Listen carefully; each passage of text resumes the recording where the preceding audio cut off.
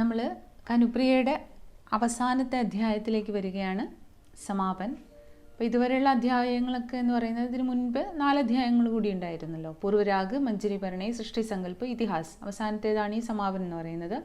പൂർവരാഗിനകത്ത് 5 ഗീതങ്ങൾ, മഞ്ജരി പരിണയിൽ 3, അങ്ങനെ ഓരോന്നിലും സബ് ഡിവിഷൻസ് ആയിട്ട് കുഞ്ഞ് അധ്യായങ്ങളും ഉണ്ടായിരുന്നു. അപ്പോൾ നമ്മളതിൽ ആദ്യത്തെ 3 കണ്ടത്, അതായത് പൂർവരാഗ്, മഞ്ജരി പരിണയ്, സൃഷ്ടി സങ്കല്പിൽ കണ്ടത് രാധ ഓർ കൃഷ്ണ, രാധയുടെയും കൃഷ്ണൻ്റെയും പ്രണയാനുഭൂതിയാണ്.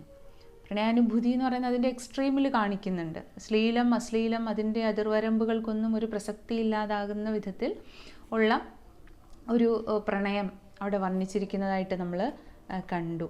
അപ്പോൾ ഒരു രാധാ കൃഷ്ണ പ്രണയത്തെ ഒരു വേറിട്ട രീതിയിൽ സമീപിച്ചതായിട്ടാണ് നമ്മൾ മനസ്സിലാക്കുന്നത് ധർമ്മവീർ ഭാരതി. അതായത് രാധയെക്കുറിച്ച് പറഞ്ഞാൽ രാധ മഹാഭാരതത്തിലോ അല്ലെങ്കിൽ ഭാഗവതത്തിലോ ഒന്നും രാധയെ കാര്യമായിട്ടൊന്നും പരിഗണിച്ച് കണ്ടിട്ടില്ല. രാധയ്ക്ക് അത്ര അങ്ങോട്ട് പ്രാധാന്യം കൊടുത്ത് കണ്ടിട്ടില്ല.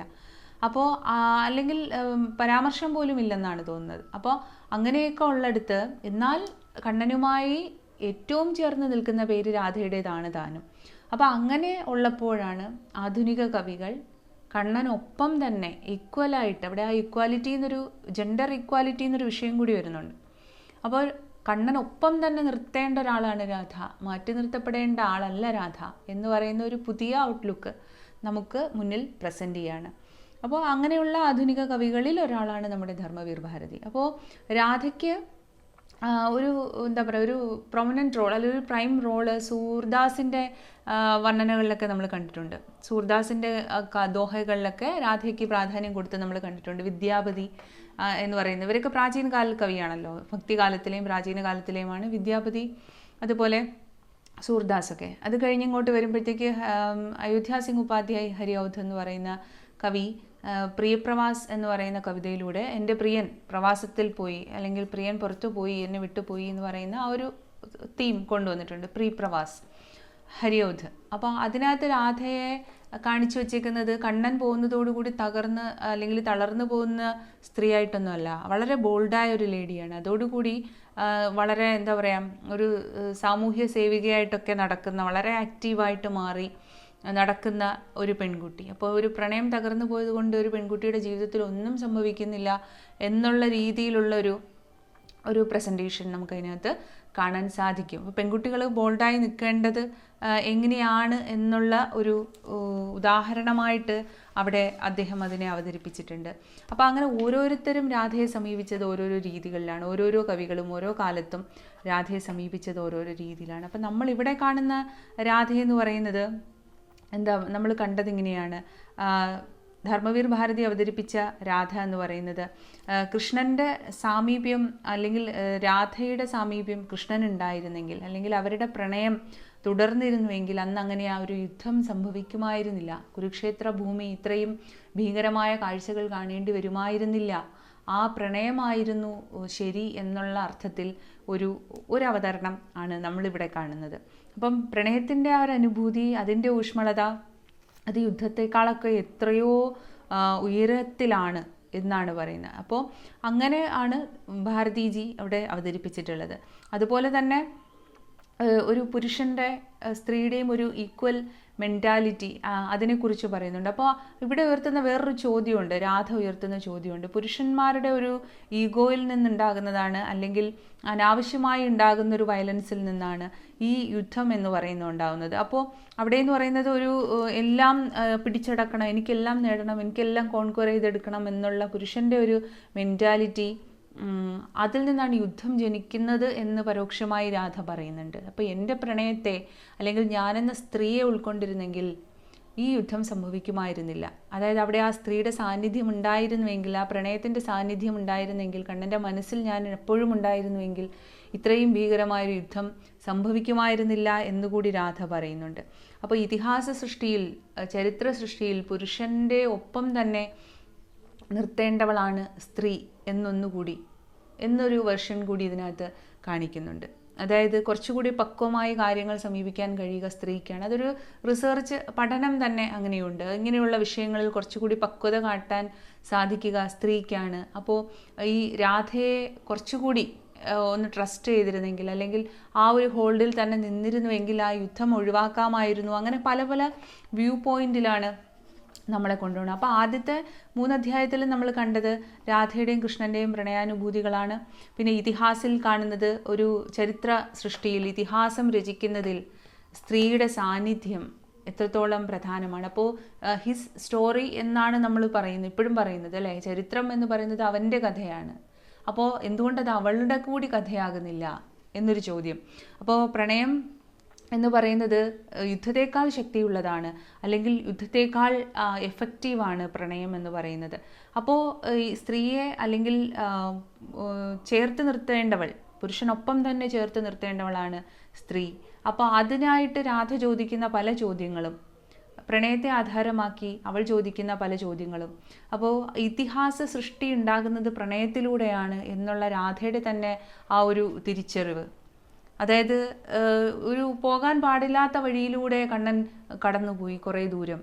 അത് ശരിയായ വഴിയായിരുന്നില്ല, കണ്ണൻ്റെ ധർമ്മോപദേശം പോലും ശരിയായിരുന്നില്ല എന്നൊക്കെയുള്ള രാധയുടെ പല ചിന്താഗതികൾ, അതൊക്കെയാണ് ധർമ്മവീർ ഭാരതി നമ്മുടെ മുന്നിൽ വയ്ക്കുന്നത്. അപ്പോൾ അതിൻ്റെയൊക്കെ ഒരു അവസാനം നമ്മൾ ചെന്നെത്തുന്നത് എന്ന് പറയുന്നത് യുദ്ധം തെറ്റും പ്രണയം സത്യമുള്ളതും എന്ന ആ ഒരു കൺസെപ്റ്റിലേക്കാണ്.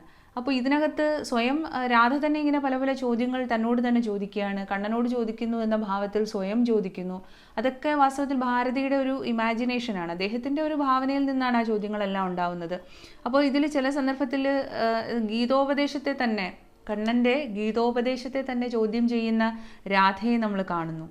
അപ്പോൾ അങ്ങനെ ഇതിഹാസം സൃഷ്ടിക്കപ്പെടുന്ന ഒരവസരത്തിൽ പുരുഷൻ മാത്രമല്ല, സ്ത്രീയും അത്ര തന്നെ പ്രധാനപ്പെട്ടതാണ്, അല്ലെങ്കിൽ സ്ത്രീയും പുരുഷനും കൂടി ചേരുന്നതാണ് ഇതിഹാസം എന്നൊരു ഫാക്റ്റ് നമ്മുടെ മുന്നിൽ കൊണ്ടുവെക്കുന്നു.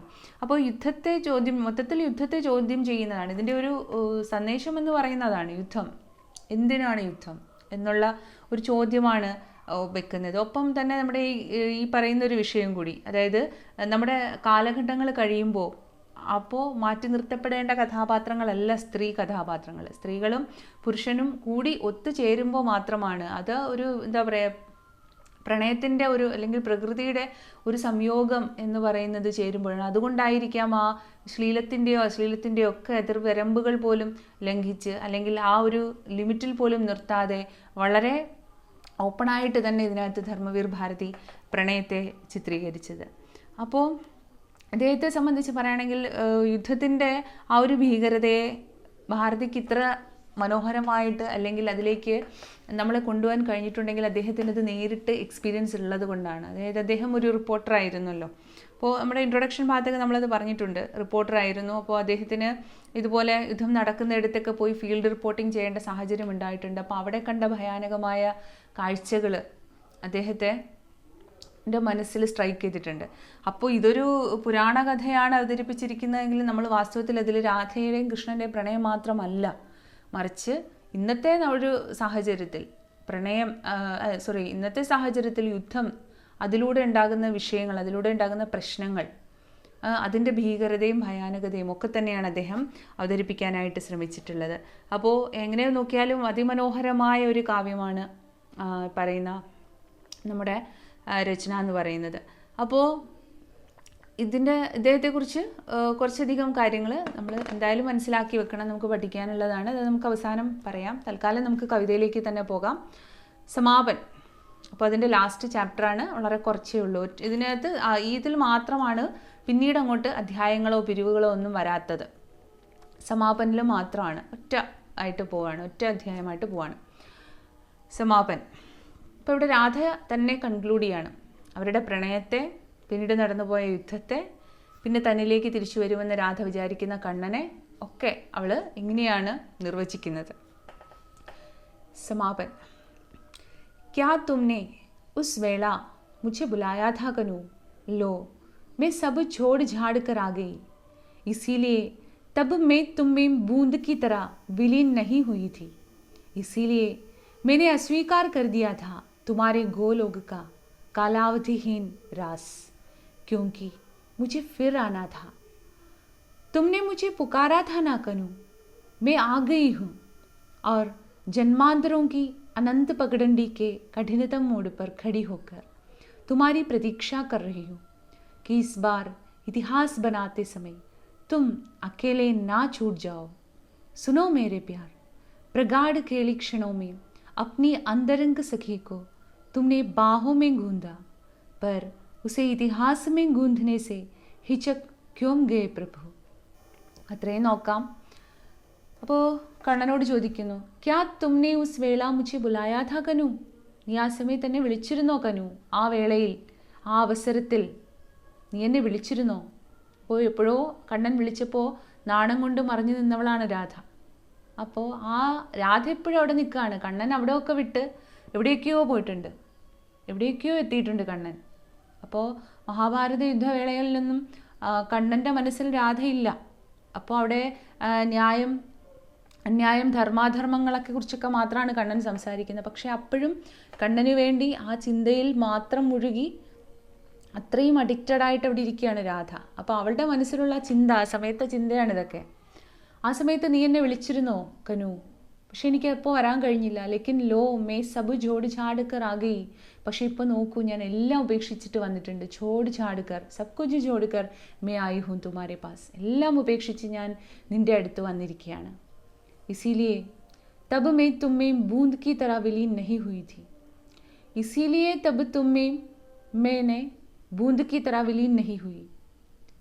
इसलिए मैंने अस्वीकार कर दिया था तुम्हारे गोलोक का कालावधिहीन रास, क्योंकि मुझे फिर आना था. അതാണ് ആൻസർ. എന്തുകൊണ്ടാണ് ഞാനൊരു തുള്ളി പോലെ, ഒരു ബൂന്ത്, ഒരു തുള്ളി ജലം പോലെ അന്ന് ഓടി വന്ന് നിന്നിൽ അലിയാതിരുന്നതെന്ന് നിനക്കറിയാമോ?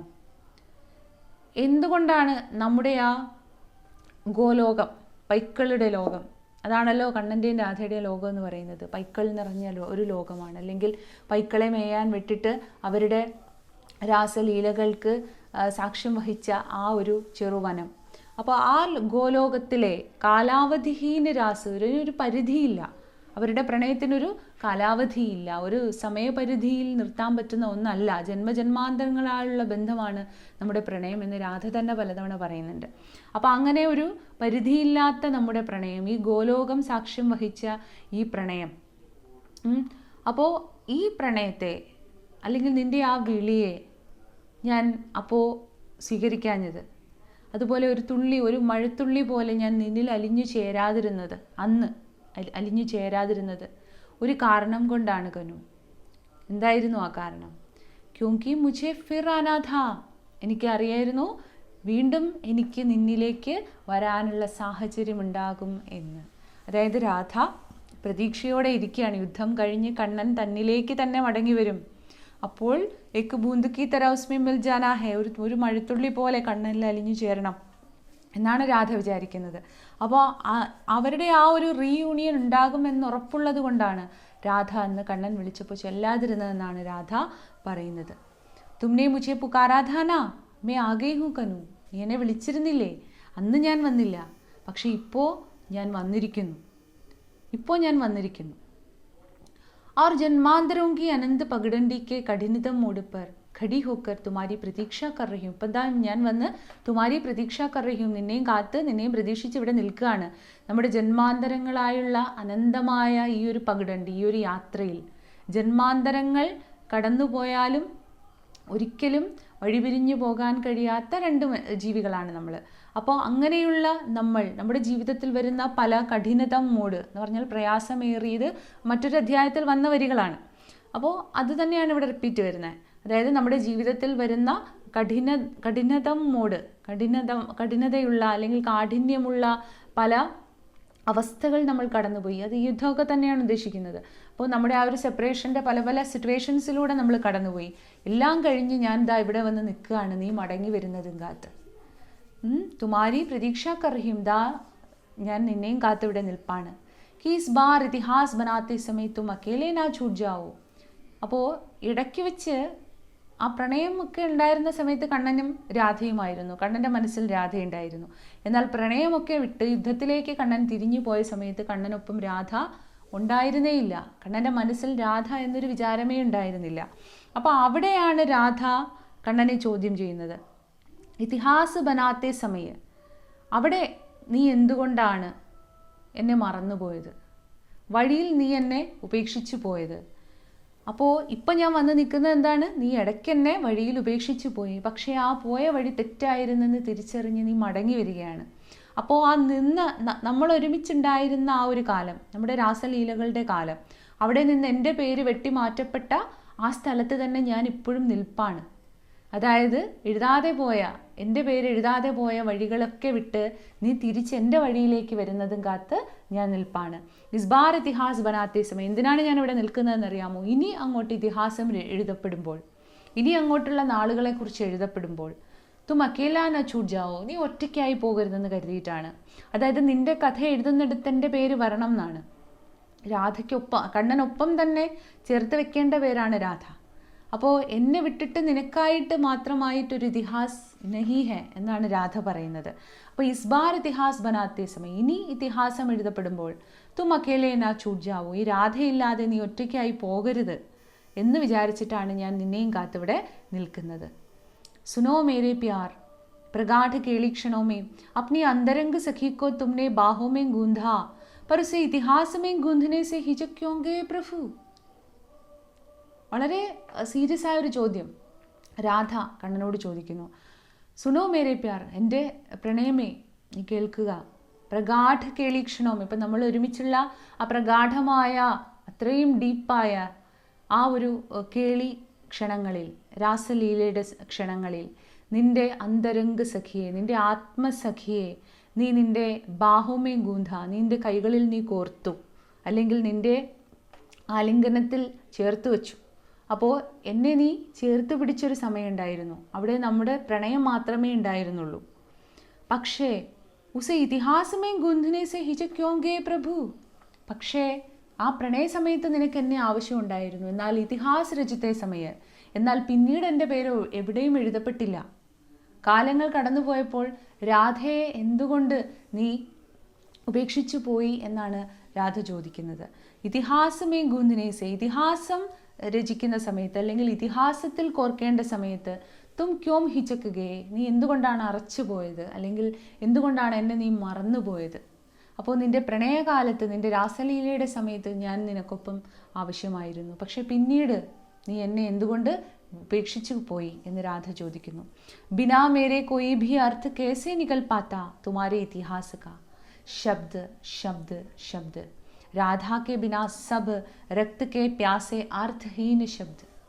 അപ്പോൾ ബിനാ മേരെ, ഞാൻ ഇല്ലാതെ, കോയി ഭി അർത്ഥ കേസെ നികൽ പാത്ത, നിനക്ക് ഞാനില്ലാതെ ഒരു കഥയേ ഇല്ല കണ്ണാ. കണ്ണന് രാധയില്ലാതെ, അല്ലെങ്കിൽ രാധയുടെ സാമീപ്യമില്ലാതെ, രാധയുടെ പ്രസൻസ് ഇല്ലാതെ കണ്ണൻ്റെ ആ ഒരു ലൈഫ് ടൈം പോലും പൂർത്തിയാവുന്നില്ല എന്നാണ് രാധ പറയുന്നത്. അപ്പോൾ മേരെ ബിനാ മേരെ, ഞാനില്ലാതെ തുമാരെ കൊയ് അർത്ഥ ഹി നഹി ഹെ, നീ എന്ന് പറയുന്ന ആളിനെ ഒരു പ്രസക്തി ഇല്ലെന്നാണ് രാധ പറയുന്നത്. തുമാര കൊയ് അർത്ഥ ഹി നഹി ഹെ, രാധയില്ലാതെ കണ്ണൻ എന്നത് ഒരു പ്രസക്തമായ കാര്യമേ അല്ല. തുമാരെ ഇതിഹാസ കാ ശബ്ദ്, നിന്റെ ഇതിഹാസത്തിൽ നീ ഒറ്റയ്ക്ക് എഴുതി ചേർത്ത ഒരുപാട് ശബ്ദങ്ങളുണ്ട് രാധയില്ലാതെ. എന്താണ്? ന്യായാന്യായം, ധർമാധർമ്മം, നീതി, അങ്ങനെ നീ എഴുതി ചേർത്ത ഒരുപാട് പദങ്ങളുണ്ട്. ശബ്ദ ശബ്ദ ശബ്ദ, എന്തൊക്കെയോ ശബ്ദങ്ങളുണ്ട്, എന്തൊക്കെയോ പദങ്ങളുണ്ട്. പക്ഷെ ആ പദങ്ങളൊന്നും പൂർത്തിയാകില്ല രാധ എന്ന പദമില്ലാതെ, രാധയുടെ പ്രണയമില്ലാതെ. രാധാ കെ ബിനാ, രാധയില്ലാതെ ആ പദങ്ങളെല്ലാം തന്നെ രക്ത കെ പ്യാസെ അർത്ഥഹീന ശബ്ദ, രക്തദാഹികളായ അർത്ഥമില്ലാത്ത പദങ്ങളാണതൊക്കെ. രക്ത കെ പ്യാസ എന്ന് പറഞ്ഞാൽ അതാണ്, രക്തദാഹികളാണ്.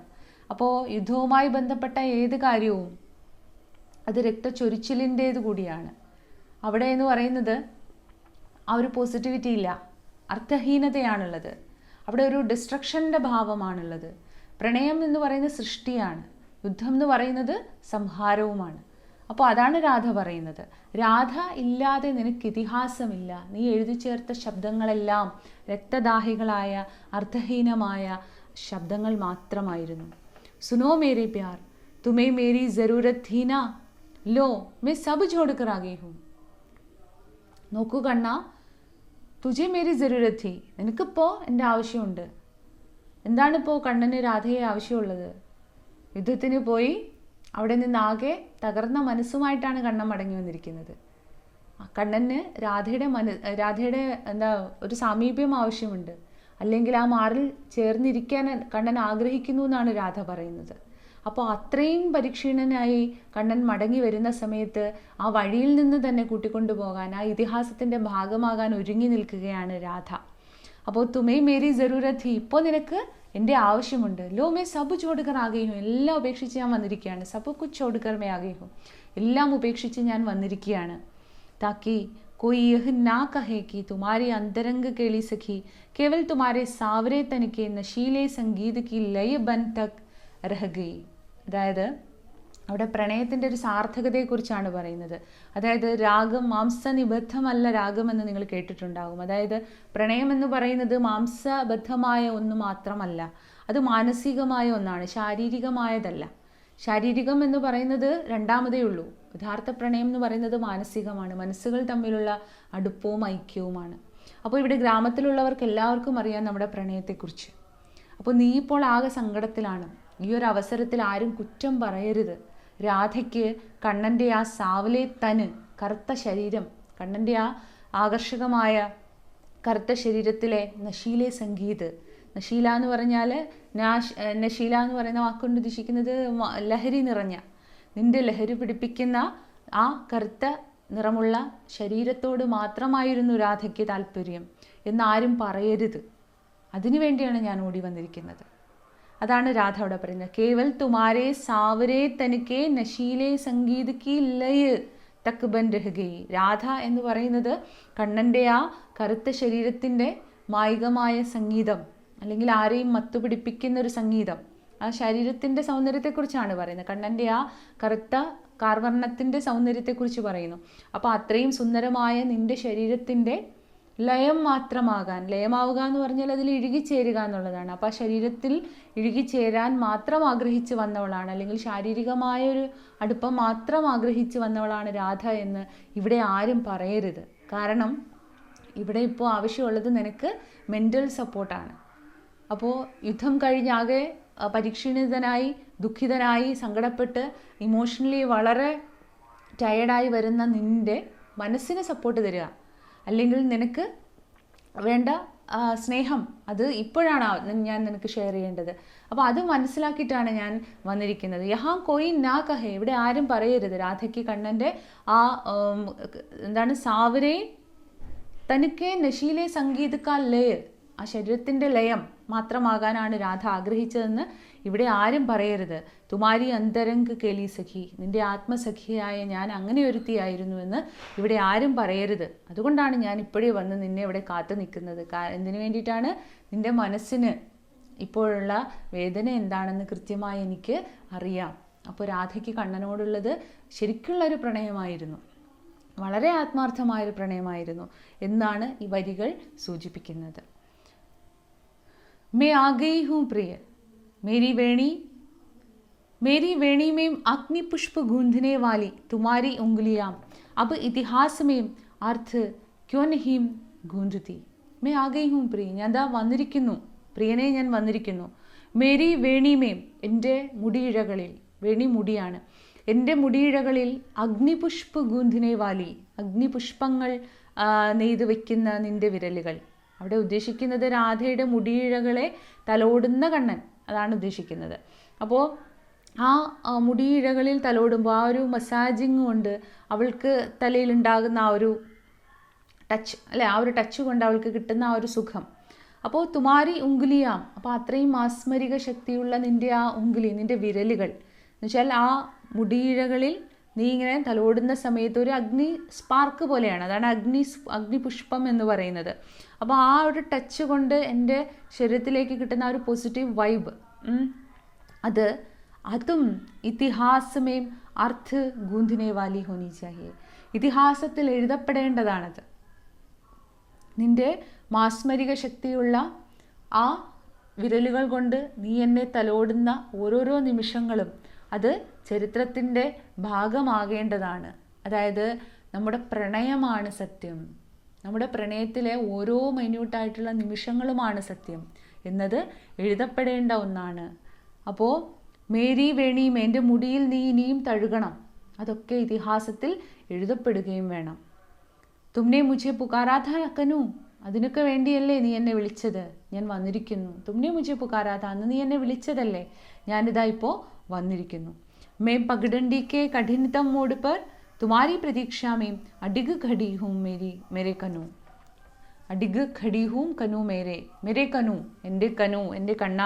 മേ അഡിഗ് ഖടി ഹൂം, അഡിഗ് എന്ന് പറഞ്ഞാൽ വളരെ ഉറച്ച ചൂടോടെ നിൽക്കുകയാണ്.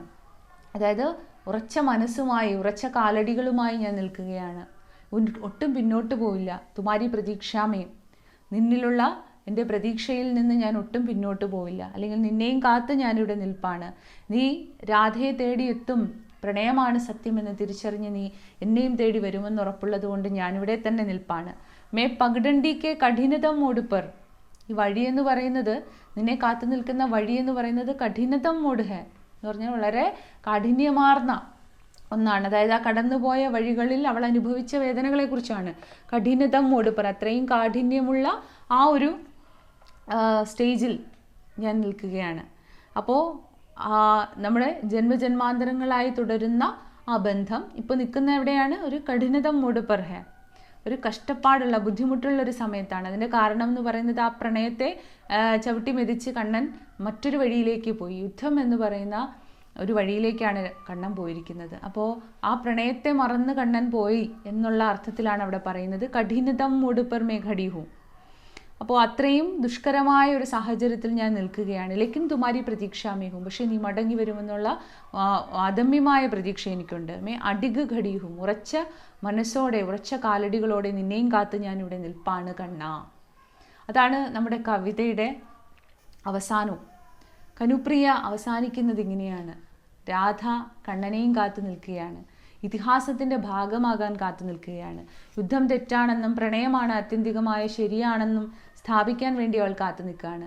ഇതിഹാസത്തിൽ നിന്നൊരു പെണ്ണിൻ്റെ പേര് അങ്ങനെ തച്ചുടച്ച് കളയേണ്ടതല്ല എന്ന് തെളിയിക്കാൻ കൂടി അവൾ കാത്തു നിൽക്കുകയാണ്. ഇതിഹാസം എഴുതപ്പെടുമ്പോൾ കണ്ണനൊപ്പം തന്നെ രാധയുടെ പേരും വരേണ്ടതാണ് എന്നുള്ള ഉറച്ച വിശ്വാസത്തോടു കൂടി കാത്തു നിൽക്കുകയാണ്. അതാണ് ശബ്ദ് ശബ്ദ് ശബ്ദ് രാധാക്കെ ബിനാ സബ് അർത്ഥഹീൻ ഹേ, രാധ എന്ന പദമില്ലാതെ ബാക്കിയൊക്കെ അർത്ഥഹീനമാണ് എന്ന് രാധ പറയുന്നതും അതുകൊണ്ടാണ്. പുരുഷൻ മാത്രം വിചാരിച്ചാൽ ഹിസ്റ്ററി ഉണ്ടാവില്ല. അപ്പോൾ ഓരോന്നിലും സ്ത്രീയുടെ സാന്നിധ്യവുമുണ്ട്. സ്ത്രീയും കൂടി ചേരുമ്പോഴാണ് പൂർണ്ണതയുണ്ടാകുന്നത്. പ്രകൃതിയും പ്രണയവും അത് തന്നെയാണ് ശാശ്വതമായ സത്യം എന്ന ഒരു സ്ഥാപന കൂടി ഇതിനകത്ത് വരുന്നുണ്ട്. അപ്പോൾ ഇദ്ദേഹത്തിൻ്റെ ഒരു പ്രത്യേകത പറഞ്ഞാൽ, ധർമ്മവീർ ഭാരതിയുടെ പ്രത്യേകത പറഞ്ഞാൽ, രാധയെ കൊണ്ട് ഒരു സത്യം പറയിപ്പിക്കാൻ ശ്രമിക്കുകയാണ്. യുദ്ധം തെറ്റാണ് എന്നുള്ള ഒരു സത്യം രാധയിലൂടെ പറയിക്കാൻ ശ്രമിക്കുകയാണ്. അപ്പോൾ അതേ ഒരു കൺസെപ്റ്റിൽ അദ്ദേഹം തന്നെ എഴുതിയിട്ടുള്ള ഒരു മറ്റൊരു രചനയുണ്ട്, ഗുനാഹോം കാ ദേവത എന്ന് പറയുന്ന ഒരെണ്ണം. അന്ധായുഗ്. അന്ധായുഗ് എന്ന് പറയുന്ന ഒരു രചന അദ്ദേഹത്തിൻ്റെതായിട്ടുണ്ട്. അന്ധായുഗിൽ അദ്ദേഹം അവതരിപ്പിച്ചിരിക്കുന്നതും ഇതേപോലെ തന്നെയാണ്. ഇവിടെ കൃഷ്ണനെ രാധ ചോദ്യം ചെയ്യുന്നെങ്കിൽ അന്ധായുഗ്, ധർമ്മവീർ ഭാരതിയുടെ അന്ധായുഗ് എന്ന് പറയുന്ന കൃതിയിൽ ഗാന്ധാരി കൃഷ്ണനെ ചോദ്യം ചെയ്യുന്നതായിട്ടാണ് നമ്മൾ കാണുന്നത്. സെയിം വിഷയം തന്നെയാണ്. അതായത് പുത്രവിയോഗത്താൽ ഗാന്ധാരി അത്രയും ദുഃഖിതയായിരിക്കുന്ന സമയത്താണ് ഈ യുദ്ധത്തിൻ്റെ എന്ന് വെച്ചാൽ മക്കളൊക്കെ യുദ്ധത്തിൽപ്പെട്ട് മരിച്ചുപോയി. ഗാന്ധാരിയുടെ മക്കളെ കുറിച്ചാണ് അവിടെ പറയുന്നത്. അപ്പോൾ പുത്രവിയോഗത്താൽ അത്രയും സങ്കടപ്പെട്ട് ഗാന്ധാരി ഇരിക്കുന്ന സമയത്ത് ധർമ്മം അധർമ്മം ഇതിനെക്കുറിച്ചൊക്കെ വിവേചനം നടത്തുന്ന സമയത്ത് കൃഷ്ണൻ ആണ് ഇതിനൊക്കെ കാരണക്കാരനായത് എന്ന അർത്ഥത്തിലേക്ക്, അല്ലെങ്കിൽ ആ ഒരു ചിന്തയിലേക്ക് കൊണ്ടുപോവുകയാണ് ഗാന്ധാരി ചില ചിന്തകൾ. അപ്പോൾ അവിടെ അദ്ദേഹം അവതരിപ്പിക്കുന്നതും യുദ്ധത്തിന് അല്ലെങ്കിൽ യുദ്ധത്തിൻ്റെ ഒരു നിരർത്ഥകമായ അവസ്ഥയാണ്. അദ്ദേഹത്തിൻ്റെ മറ്റൊരു ചർച്ച ചെയ്യപ്പെട്ട രചനയാണ് സൂരജ് കാ സാത്വാം ഘോഡ. അത് വളരെ പ്രശസ്തമാണ്, കാരണം പിന്നീട് അതൊരു സിനിമയൊക്കെ ആയിട്ടുണ്ടായിരുന്നു. അത് ചെയ്തത് നിങ്ങൾക്കറിയുന്ന ആളാണ് ശ്യാം ബെനഗൽ. ശ്യാം ബെനഗൽ മൂവിയാക്കുകയും ഒരുപാട് രാജ്യാന്തര തലത്തിലൊക്കെ ശ്രദ്ധിക്കപ്പെടുകയും ചെയ്തിട്ടുള്ള രചനയാണത്. അതുപോലെ അദ്ദേഹത്തിൻ്റെ മറ്റൊരു പ്രധാനപ്പെട്ട രചനയാണ് ഗുനാഹോം കാ ദേവത എന്ന് പറയുന്നത്. അപ്പോൾ അങ്ങനെ ധർമ്മവീർ ഭാരതി എന്ന് പറയുന്നത് ഒരു വേറിട്ട ശബ്ദമാണ്. ആധുനിക ഹിന്ദി കവിതയിൽ ഒരിക്കലും മാറ്റി നിർത്തപ്പെടാൻ പറ്റാത്തൊരു പേരാണ്. എന്ന് വെച്ചാൽ വേറിട്ട ചിന്തകൾ. ഇപ്പം തന്നെ നമ്മൾ ഈ കാവ്യം തന്നെ നോക്കിക്കഴിഞ്ഞാൽ എത്ര മനോഹരമായിട്ടാണ് അദ്ദേഹം പ്രണയത്തെ കൊണ്ടുവന്നിരിക്കുന്നത്. അപ്പം നമ്മൾ ഒരു വരച്ചു വെച്ചൊരു ക്യാൻവാസിൽ കാണുന്നത് പോലെ നമ്മൾ പലപ്പോഴും രാധയും കണ്ണനെയും കണ്ടു. ശബ്ദചിത്രങ്ങളെ അവതരിപ്പിക്കാനുള്ള അദ്ദേഹത്തിൻ്റെ ഒരു മിടുക്കാണത്. അപ്പോൾ നമ്മളിത് കവിത എന്ന് പറയുന്ന അതിനെ ഒരു ദൃശ്യവൽക്കരിക്കുന്ന അവസ്ഥയിലേക്ക്, നമ്മുടെ മനസ്സിൽ നമ്മൾ ഇമാജിൻ ചെയ്യുന്ന ഒരു അവസ്ഥയിലേക്ക് അതിനെ കൊണ്ടുവരികയും പിന്നെ എത്ര പെട്ടെന്നാണ് അതെല്ലാം വിട്ട്, അതായത് ആ മൂന്ന് അധ്യായം കഴിഞ്ഞിട്ട് ഇതിഹാസം എന്ന അധ്യായം ആയപ്പോഴേക്ക് യുദ്ധത്തിൻ്റെ നിരർത്ഥകതയും അതുകൊണ്ടുണ്ടാകുന്ന പ്രശ്നങ്ങളും ഒക്കെ അവതരിപ്പിച്ച ശേഷം പ്രണയം തന്നെയാണ് ശാശ്വതമായ സത്യം, യുദ്ധമല്ല എന്നുള്ളൊരു തീമിലേക്ക് നമ്മളെ കൊണ്ടുവരാൻ ധർമ്മവീർ ഭാരതിക്ക് കഴിഞ്ഞു. അപ്പോൾ ഇതോടുകൂടി നമ്മുടെ സമാപൻ കഴിയുകയാണ്. കനുപ്രിയയിലെ അവസാനത്തെ അധ്യായവും അതുപോലെ തന്നെ നമ്മുടെ സെമസ്റ്ററും ഇതോടുകൂടി ഇവിടെ കഴിയുകയാണ്. Okay, thank you.